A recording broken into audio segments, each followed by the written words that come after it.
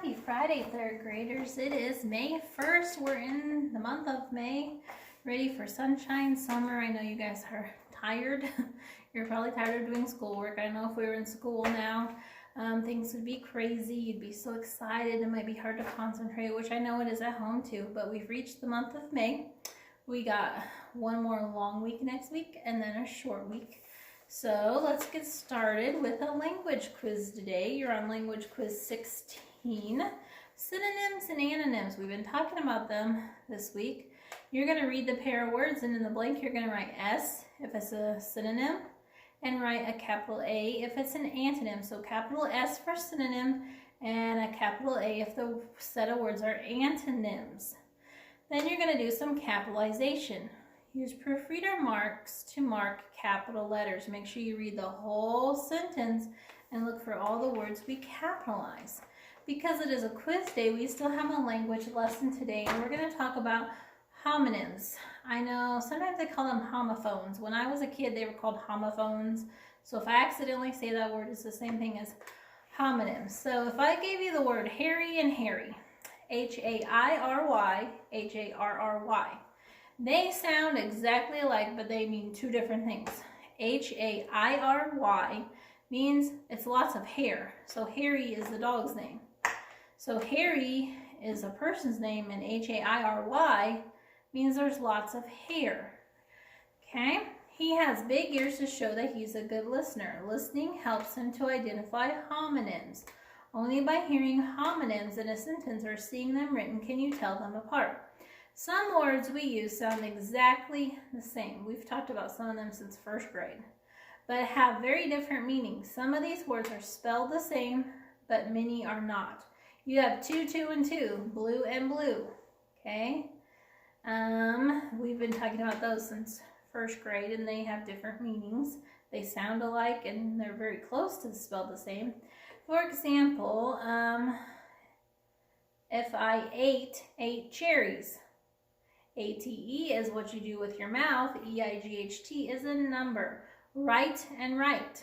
Okay, you have your right hand, and then you have W-R-I-T-E that you put or something on paper. Homonyms are words that sound alike when you hear them, but have different meanings that are usually spelled different. Sometimes people make fun riddles or jokes using homonyms. Okay? These homonyms are the star that's closest to us and what all boys are to their fathers. What are the two homonyms? These are the stars that is. These homonyms are the star that is closest to the sun and what all boys are to their fathers. Well, would be sun. All right, these homonyms are a word for a cold and for a bowl of beans and chili. These homonyms are another word for cold and a bowl of beans and meat. So I gave you the word chili. Chili and chili. I accidentally gave you the word there. All right, let's look at your paper, 181. Homonyms are words that sound alike, are nearly alike, but have different meanings. Most homonyms are spelled differently. And I list a couple there we talk about. Think A, draw a line from each word in column A to its homonym in column B. Think B, complete each sentence by choosing the correct homonym in the parentheses. And then think C, draw lines to connect the homonyms with its meaning. All right, that's our language. Now math is going to be new today. Okay, so we're going to go over it. We're going to have a couple lessons with this. We're going to do division with 2-digit divisors. Okay, so I'm going to do A and B and C on the board. I have A and B on the board, and then when we're done with A and B, I'll erase and we'll do C, so you'll have one on your own to do. So this is the beginning of division with 2 divisors. On 317, make sure you have your paper out. It says, since the divisor has 2 digits, you need to divide 2 digits of the dividend. Divide into the 2 digits of the dividend. So draw a line over both digits as a reminder. Number 2, since you do not know the 30 division table, you have to ask yourself in this problem, how many 3's are in 6? And then a 2, and then you're going to write the 2 over the quotient. Okay, so let's just walk through that so it makes more sense. Okay? All right, first one here, we're taking 40 into 80. So it told us to, step 1, we're going to take 40 into 80. So we draw a line over our our divisor, so that helps us know we're going into both numbers. Now we don't know our 40 division table, so we're going to take 4 into 8. How many times does 4 go into 8? Would be 2. So we put that over the 0 in the 80. And 40 times 2 is 80. So our answer is 2. They want us to check. So you're going to do 40 times 2. 0. 4 times 2 is 8. And it matches up. Okay? So let's look at the next one. Okay? We're taking 30 into 90. And let me erase this line because I didn't leave enough room for our... Okay? So you're going to draw a line over the whole number, because we're going into the whole number. So we're going to take 30 into 90. So how many times does 3 go into 9? 3 times. Then 30 times 3. These are working out even. Okay? I check it. 30 times 3. 0. 3 times 3 is 9. Okay. Well, then we're going to have some like C. Okay, let me get C on the board. C is 50 into 72. So 50 into 72. Hopefully you can see that. So I'm going to underline 72 because I'm going to take 50 into 72. So how many times can, excuse me guys, how many times can 5 go into 7? How many groups of 5 are in 7? Just 1. Well, 50 times 1 is going to be what? 50. Okay, so I subtract and I get 22. Well, 22 is less than 50, so our remainder is 22. That is a big remainder. Okay, all right, I want you to try D on your own, and we're going to learn more about these. Doing the 2-digit, we're going to add some more to it and get a little more difficult next week.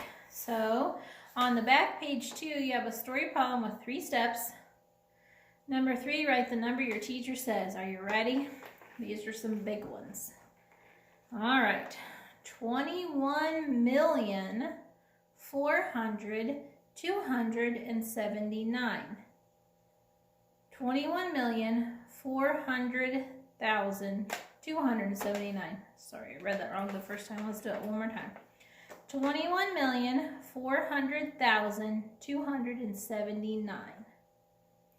B, 1,973,600. 1,973,600.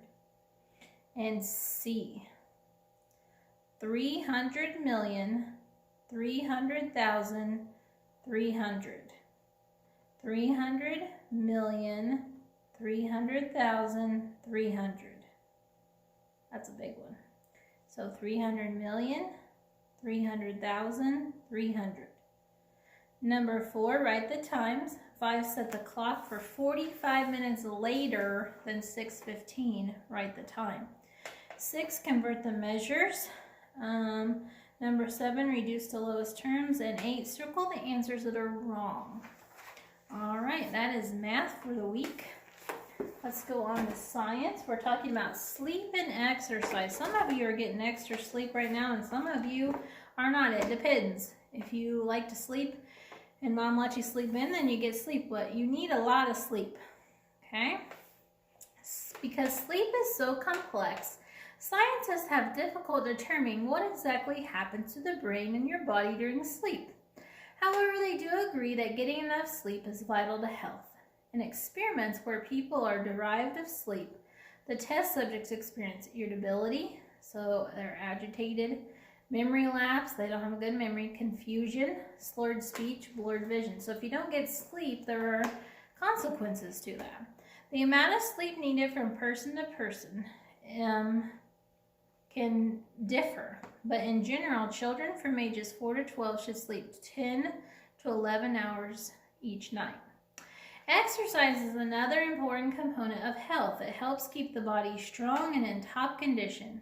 Although modern lifestyles in industrialized nations tend to be more sedentary, that means we sit more, the body still needs to be used and exercised. With more desk jobs and labor-saving machines, people have fewer and fewer opportunities to exercise throughout the day. So for this reason, gyms and fitness centers have become popular for people to exercise. However, exercise is not limited to gyms. It can be done anywhere. Normal childhood play activities usually provide ample opportunity for exercise. Playing on playground equipment in your sports teams, after-school activities, gymnastics, by riding bikes around the neighborhood too. There are all ways you can exercise. Run, you can jump in place, you can do your push-ups, sit-ups in the house, you can run around the yard. Any of that is good exercise. So it's important to get a good night's sleep and then exercise. Exercise will help you sleep well at night, and it'll help keep you healthy. It'll help keep your body working like it needs to work. All right, we're almost done with chapter 14. We'll be done next week. We'll take our last science test next week and our last language and math test or quizzes. That'll all be next week. All right, I will see you next week. I hope you have an awesome weekend. Get outside, enjoy, get some exercise, get some sleep, and I will see you back. I miss you guys.